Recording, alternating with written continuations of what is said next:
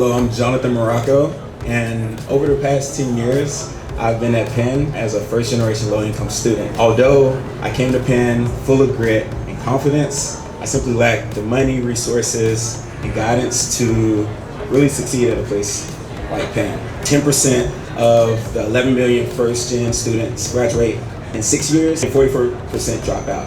I've created Fitalyst to solve that problem, to close that achievement gap. Fitalyst uses student data to inform first-gen students about the most urgent and important tasks in their daily lives. In addition, we target the 1,000 schools that currently receive first-gen support. The tool would be a freemium tool for first-gen students, and on the back end, we would sell colleges a dashboard of the real-time data that's happening on their college students. Fitalyst is simply the tool that I wish I had as an undergrad, and if it works for a student like me, a first-gen student like me, it'll one day work for all students.